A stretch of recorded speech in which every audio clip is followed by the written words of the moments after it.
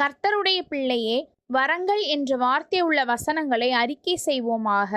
நீங்கள் ஸ்திரப்படுவதற்காக ஆவிக்குரிய சில வரங்களை உங்களுக்கு கொடுத்தார். ரோமர் 1:10. தேவனுடைய கிருபை வரங்களும் அவர்களை அழைத்த அழைப்பும் மாறாதவைகளே. ரோமர் 11:29. நமக்கு அருளப்பட்ட கிருபையின்படியே நாம் வெவ்வேறான வரங்கள் உள்ளவர்களானபடியினாலே நம்மில் தீர்க்க தரிசனம் சொல்லுகிற வரத்தை உடையவன் விசுவாச பிரமாணத்துக்கு ஏற்றதாக சொல்ல கடவன். ரோமர் 12:6. அன்றியும் சகோதரரே, ஆவிக்குரிய வரங்களை குறித்து நீங்கள் அறியாதிருக்க எனக்கு மனதில்லை. 1 கொரிந்தியர் 12:1.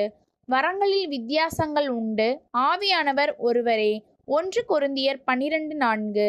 தேவனானவர் சபையில் முதலாவது அப்போஸ்தலரையும், இரண்டாவது தீர்க்கதரிசிகளையும், மூன்றாவது போதகர்களையும், பின்பு அற்புதங்களையும், பின்பு குணமாக்கும் வரங்களையும், ஊழியங்களையும், ஆளுகைகளையும், பலவித பாஷைகளையும் ஏற்படுத்தினார்.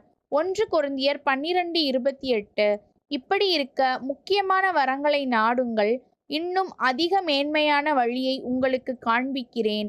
1 கொரிந்தியர் 12:31. அன்பை நாடுங்கள், ஞான வரங்களையும் விரும்புங்கள், விசேஷமாய் தீர்க்க தரிசன வரத்தை விரும்புங்கள். 1 கொரிந்தியர் 14:1. நீங்களும் ஆவிக்குரிய வரங்களை நாடுகிறவர்களானபடியால் சபைக்கு பக்தி விருத்தி உண்டாகத்தக்கதாக அவைகளில் தேரும்படி நாடுங்கள். 1 கொரிந்தியர் 14:12. ஆதலால் அவர் உன்னதத்திற்கு ஏறி சிறைப்பட்டவர்களை சிறையாக்கி மனுஷர்களுக்கு வரங்களை அளித்தார் என்று சொல்லி இருக்கிறார். எபேசியர் 4:8.